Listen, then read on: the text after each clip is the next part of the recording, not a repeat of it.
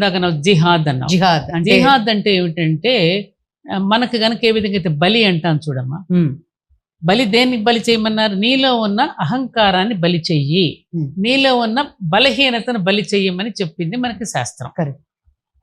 మనం ఏం చేస్తున్నాం? బలహీనమైన ప్రాణులను బలి చేయడం మొదలుపెట్టి వక్రీకరించాం మనం కూడా. పిల్లికి ఉన్నటువంటి పిల్లిలో ఉన్నటువంటి దొంగ బుద్ధిని, అలాగే మేకకు ఉన్నటువంటి పిరికితనాన్ని, దున్నపోతుకున్నటువంటి అలసత్వాన్ని, వీటిని నువ్వు సంహరించుకోమని చెప్పింది. దొంగ బుద్ధిని పోగొట్టుకో, బలహీన పిరికితనాన్ని పోగొట్టుకో. మనుషులు మనం ఏం చేశారు? ప్రాణుల్ని ఇవ్వడం మొదలెట్టేశారు. జిహాద్ కూడా అదే చేసింది. జిహాద్ కూడా ఏం చెప్పింది? జిహాద్ అంటే ఏమిటి? నీలో ఉన్న వీక్నెస్ ఏదైతే ఉంటుందో దాన్ని సంహరించుకో, చెడు గుణాలను సంహరించుకోమని చెప్పింది. చెడును సంహరించుకోమని చెప్తే మనుషులు సంహరించుకోడు. అల్లా ఎలా ఇష్టపడతాడు? అసలు పుట్టించిన వాడికి హక్కు ఉంటుంది, కానీ అసలు నీకెలా హక్కు ఉంటుంది ఒక ప్రాణిని సంహరించడానికి? ఎవరైతే నేను సృష్టించాడో సృష్టికర్తకు ఉంటుంది అది ఆ హక్కు. నువ్వెవరివి సంహరించడానికి? ఒక చిన్న కుక్క పిల్లకే మనం హాని చేయం కదా, బాధ అనిపిస్తుంది. మరి బాధ అనిపిస్తుంది కదా. మరి హాని చేయమే, అదే జీవున్న ప్రాణుల్ని హాని చేయాలి. జిహాద్ అనే పదానికి కూడా రాంగ్ ఇంటర్ప్రెట్ చేశారు. మనకి ఎట్లా అయితే బలి అనే దానికి ఎట్లయితే రాంగ్ ఇంటర్ప్రెట్ చేశారో అది కూడా అలాగే జరిగింది. ఏ మతం అలా చెప్పదు. మీరు సైతాన్లను అనడం, కరెక్ట్, ఆ మతాన్ని అనుసరించినటువంటి వాళ్ళని శత్రువులుగా కూడా చెప్పదు.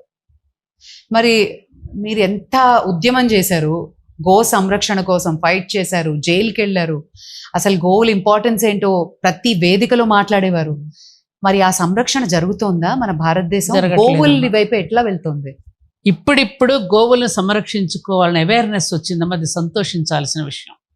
ఎప్పుడైతే నువ్వు గో వృషభాలని సంరక్షిస్తావో అప్పుడు ఇక సత్యయుగ ఆరంభానికి పునాదులు పడుతున్నాయని లెక్కేసుకో.